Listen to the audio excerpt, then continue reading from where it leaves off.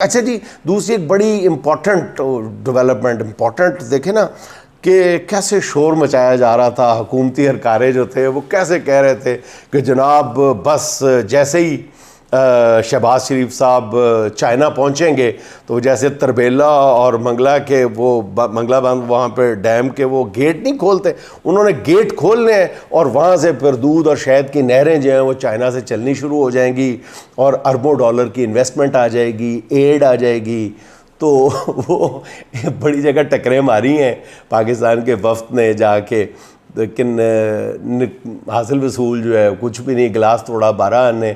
और ये कहा गया था जनाब के वो शो किया जा रहा था कि जनाब अली चीन के जो सदर हैं वो बड़ी बेताबी से इंतज़ार कर रहे हैं। तो जब ये पहुँचे हैं शहबाज शरीफ साहब वहाँ पे, तो पता चला था कि एयरपोर्ट पे एक शहर के जो डिप्टी मेयर हैं वो इस्तकबाल करने के लिए, पाकिस्तानी वफ्द का इस्तकबाल करने के लिए मौजूद थे।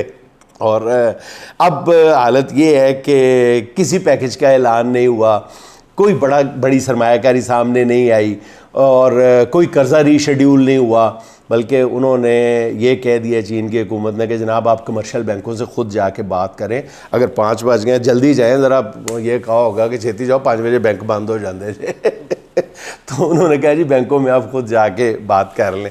अच्छा जी, फिर इसके ये एक और बड़ा जो शो किया गया था कि वहाँ के जनाब टीवी चैनल्स जो हैं वो लाइन में लगे हुए हैं शहबाज शरीफ साहब का इंटरव्यू करने के लिए। तो मैंने अपने एक दोस्त जो सहाफ़त से ही मुंसलिक हैं और चीन में वो मुकीम है, उनसे मैंने बात की। मैंने कहा यार वहाँ के मीडिया पे कितना शोरो होगा है हमारे वज़ीर आज़म का। तो उसने कहा जी इत्थे तो पता भी नहीं किसी को कहते यहाँ पर तो पता तक नहीं किसी को कि चीन के। कहते जी टीवी पे एक मुख्तसर सी खबर लगी है और 4 लाइनों की खबर जो है वो यहाँ पे अखबार 2 या 3 अखबारात में शाया हुई है। तो लेकिन बहरहाल ये हक बनता है, ज़ाहिर है तार साहब ज़ात हैं, उन्होंने भी तो अपनी नौकरी हलाल करनी है तो वो कर रहे हैं। बात कर लेते हैं कुछ नए जजेस की तैनाती और तकर्री के हवाले से। तो सुप्रीम कोर्ट में खाली 3 असामियाँ जो हैं वो पुर कर ली गई हैं और इन 3 असामियों को पुर करने में चीफ़ जस्टिस जो हैं हमारे महबूब चीफ़ जस्टिस कादी फ़ायज़ ईसा साहब, उन्होंने जो बासूल कहलाते हैं और समझे जाते हैं माशाल्लाह, उन्होंने अपने ही वज़ा करदा असूलों की धज्जियाँ उड़ा दी। लाहौर हाई कोर्ट के चीफ़ जस्टिस मलिक शहजाद साहब और चीफ़ जस्टिस शाहिद बिलाल और सिंध हाई कोर्ट के चीफ़ जस्टिस जो हैं अकील अब्बासी साहब, इन तीनों को सुप्रीम कोर्ट का जज बनाया गया। हालांकि इस्लामाबाद हाई कोर्ट के चीफ़ जस्टिस आमिर फ़ारूक साहब जो है वो सीनियरिटी लिस्ट में पहले नंबर पे थे। अब हर कोई जानता है कि हुकूमती मामलात को चलाने के लिए आमिर फ़ारूक साहब की बतौर chief justice Islamabad high court मौजूदगी कितनी ज़रूरी थी।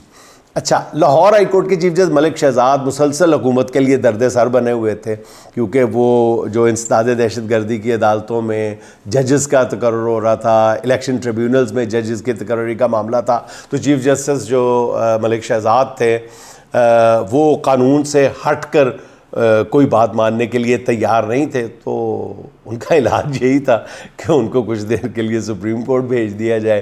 तो वो काम जो है वो काजी फ़ायज़ ईसा साहब ने कर दिया। अब लाहौर हाई कोर्ट के जो नए चीफ़ जस्टिस हैं शुजात अली ख़ान साहब, वो कैसे मामलात को चलाते हैं और जिन मामलात पे मलिक शहजाद साहब ने एक स्टैंड लिया हुआ था, स्टांस अपनाया हुआ था, उसको किस तरह वो कैरी फॉरवर्ड करते हैं, ये तो आने वाला वक्त ही बताएगा कि क्या हुकूमत फायरवॉल सिस्टम से सोशल मीडिया को काबू में करने का ख्वाब जो है वो पूरा कर सकेगी। तो कहने वाले ये कहते हैं कि ये मुमकिन नहीं है। तो वक्ती तौर पे कोई कामयाबी किसी हद तक तो मिल सकेगी हुकूमत को, अरबों रुपया लगा के भी, लेकिन बात यह है कि अब हर टेक्नोलॉजी का तोड़ जो है वो दूसरी टेक्नोलॉजी में मौजूद है। मतलब जैसे अब ट्विटर की बंदिश का जो तोड़ था वो VPN ने निकाल दिया, इसी तरह फायरवॉल को ठंडा करने के लिए कोई वाटरफॉल सिस्टम भी आ जाएगा। इसलिए थोड़ी सी भी कोई अक्ल सलीम रखने वाला बंदा है ना, वो ये बहुत अच्छी तरह जानता है कि ये फायरवॉल सिस्टम जो है अल्टीमेटली बैकफायर वॉल सिस्टम साबित होगा। और असल मसला ये है कि हुकूमत इस वक्त तो इसके लिए कह रही है कि जनाब हम ये इसलिए कर रहे हैं, उस लिए कर रहे हैं, जैसे सोशल मीडिया को का मुंह बंद करने के लिए बहाने तराशे जा रहे हैं। इसी तरह इस फायरवॉल लगाने के बाद भी यही कहा जाएगा कि हम मुल्क दुश्मन अनासर को आइडेंटिफाई करना चाहते हैं। तो हुकूमत से मेरी दरख्वास्त है कि सीधा मुँह फाड़ के कहे कि जी PTI वाले नूं फड़ना है। PTI क्यों आप बहानेबाजी क्यों कर रहे हैं? इतने जो अरबों रुपए लगा रहे हैं आप, सीधी बात है, बच्चा बच्चा जानता है कि आप PTI का मुंह बंद करना चाहते हैं। PTI के लिए या जो इस मुल्क में कोई रूल ऑफ लॉ की बात करना चाहता है, आप उनके मुंह बंद करना चाहते हैं। आप बहानेबाजी से काम लेने की क्या ज़रूरत है? खुल के बात करें, जो बात करनी है खुल के करें। वो मेरे जहन में वो बात आ जाती है कि किसी तकरीब में कोई ऐसी तरह कोई बंदा जो है वो टिकटकी बांध के एक खातून को देखे जा रहा होता है, घूर रहा होता है। तो काफ़ी देर बाद जो है वो खातून तंग आके उसको कहती है कि आप मुझे इस तरह क्यों घूर रहे हैं? तो बंदा कहता है जी आपकी शक्ल ना मेरी तीसरी बीवी से बहुत मिलती है। तो वो औरत कहती है अच्छा, हैरत से कहती है कि आपकी पहले कितनी बीवी हैं? कहते जी 2। तो ये जो आपने कहना है ना, जो आपके दिल में है, वो मेरा ख्याल है कि हुकूमत को खुल के बात करनी चाहिए। ये जिस तरह अब गुज़श्ता रात, बल्कि रात क्या कहना चाहिए कि आज़ादी इज़हार पर शब खून मारा गया है रात की तारीकी में। 12:30 शायद 1 बजे रात को ख़बर आई है कि कायम मुकाम गवर्नर साहब ने जो है वो उस बिल पे साइन कर दिए हैं। सोशल मीडिया को जो दबाने के लिए पंजाब हुकूमत ला रही है, और वो पीपल्स पार्टी और नून लीग ये मिल के खेल रहे हैं। और कई चैनल्स ने जिस दिन गवर्नर साहब छुट्टी पे गए उसी दिन ही कह दिया था कि गवर्नर साहब को छुट्टी पे भेजा ही इसलिए जा रहा है कि उसके बाद नून लीग का कायम मुकाम जो गवर्नर होगा वो आके इस बिल पे साइन कर देगा। तो पीपल्स पार्टी अपना दामन बचाने में भी कामयाब हो जाएगी और हींग लगेगी ना फटकड़ी, और काम भी हो जाएगा।